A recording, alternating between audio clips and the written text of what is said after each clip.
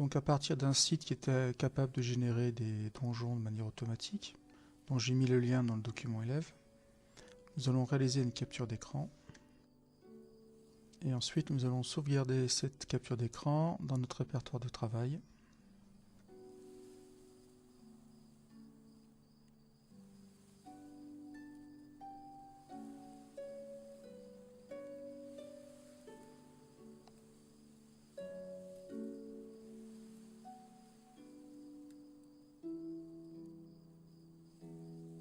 Maintenant, nous allons lancer le logiciel SketchUp.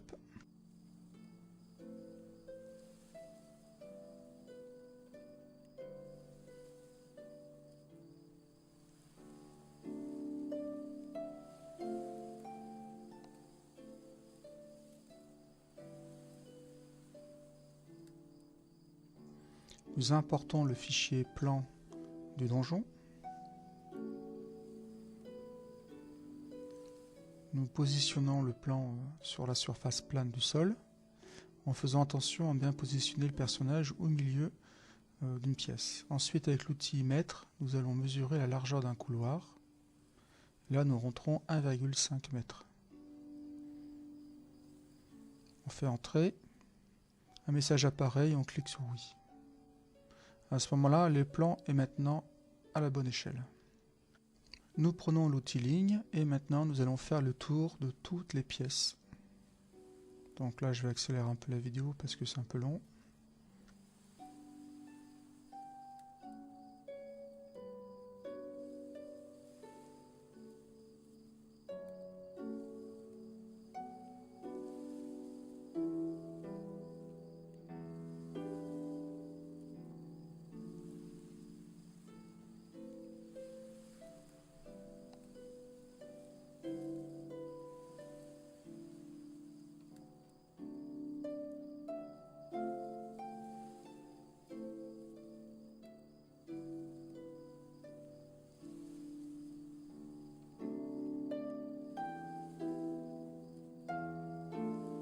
À cette étape, nous allons faire attention à ce qu'il n'y ait pas de trait entre les pièces qui pourraient les séparer et qu'il n'y ait pas d'espace blanc non plus.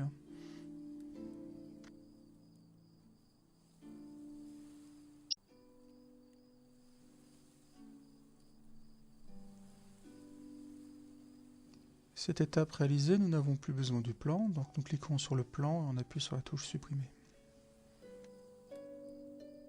Nous allons réaliser un grand rectangle autour du donjon.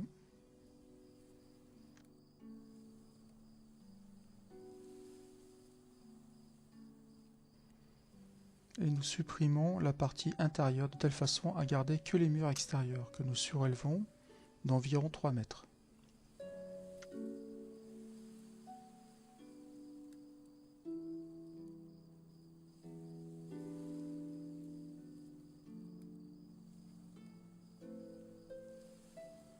Nous allons sélectionner l'intégralité des murs qui ont été construits. En faisant un clic droit, nous allons créer un nouveau composant.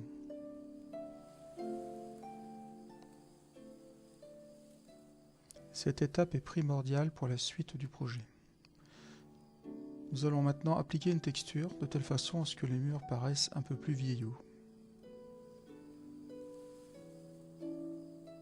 Sauvegardons notre travail.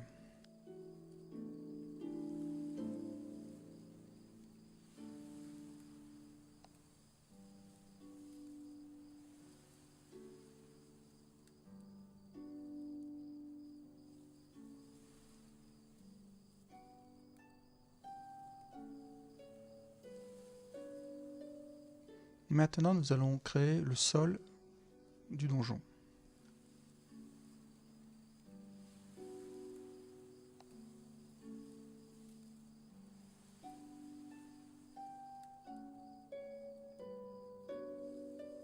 Nous sélectionnons le sol avec 3 ou 4 clics, puis nous créons un composant.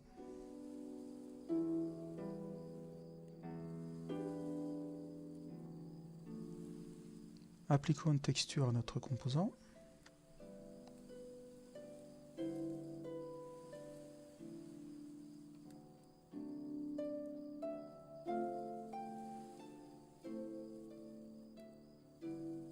Il est temps de sauvegarder le travail. Voilà.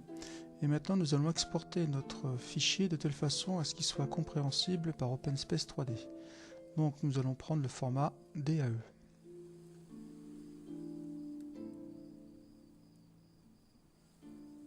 Attention à cocher les bonnes options d'export.